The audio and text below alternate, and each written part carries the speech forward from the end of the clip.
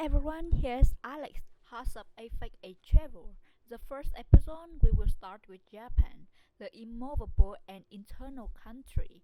Our guest is Miyata Takeru. Konnichiwa, Takeru-san. こんにちは。How do you feel about being a guest on the show today? Yeah, I'm so excited to share Japanese culture to you guys. As a Okay, let's move on to the first question. The first question I want to ask you is, as a Japanese, what do you think is the most beautiful season of the year and why? Wow, that's a tough question. I mean, there's no single best time of year to travel to Japan, as each season has its own special highlights. First of all, spring is famous for the cherry blossom season, and you can experience Hanami, which is cherry blossom viewing. Plus, when it comes to weather, spring would be the best. Next summer is the most festive time of year, with brilliant autumn colors and crisp present temperature. So when it comes to weather, fall is also a great time to stay as spring. Lastly, winter offers amazing seafood, incredible hot springs, not to mention some of the best powder in the world for skiing and snowboarding. So the best time to visit Japan really depends on the preference of travelers and what they want to, experience in Japan. Oh my god, Takeru, you make me want to stay in Japan a whole year. Yeah. Yeah. The next question is, what is the difference between kimono and yukata? When should we wear yukata? When should we wear kimono? Okay. Uh, Actually, here there's a big difference between those two. Traditionally, kimono is made from silk. This is the ideal fabric. While on the while on the other hand, yukata is made of cotton only. It's lightweight and very comfy, especially in the summer season, and it's relatively cheaper than kimono.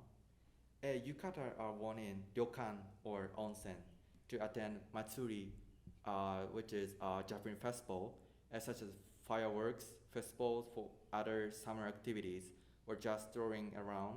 And kimono, on the other hand, are most commonly worn for more formal situations such as ceremony at shrines and temples, weddings, or graduation ceremonies. Due to the pandemic, I couldn't attend the coming of age day ceremony, which is held every January to celebrate those who have reached 20. And I'm so sad that I couldn't see my beautiful high school classmates in kimono. I really wanted to see them so bad. I see. But I wonder about the distinguish between kimono and yukata. So could you tell me how to distinguish them? Okay. Kimono has a lot of layers. On the other hand, yukata basically has a single layer of fabric, so it looks cooler. So the easiest way to distinguish both of them is about the layer, right? And how about the food? If you were a tour guide, what food and drink would you recommend for us?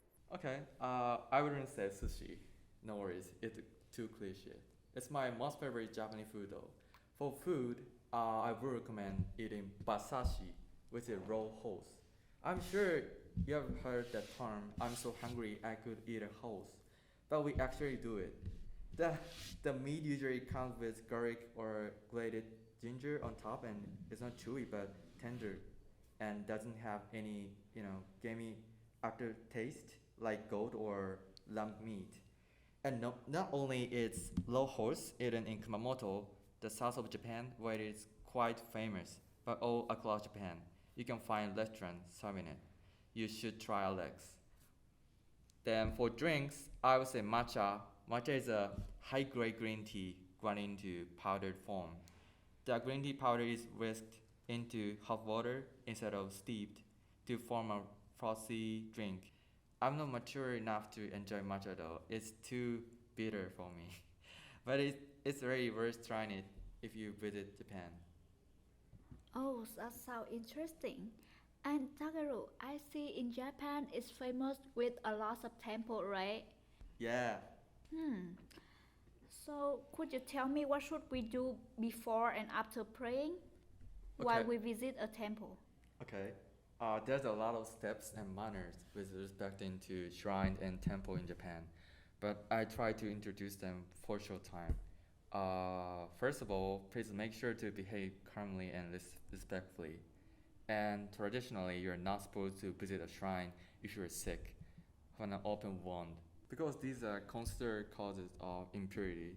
Along the shrine approach, avoid working in the middle of the road, but keep to the side instead, as the middle is meant for the deities to the path. At the purification fountain near the shrine's entrance, take one of the ladle provided, fill it with fresh water, and rinse your left and right hand.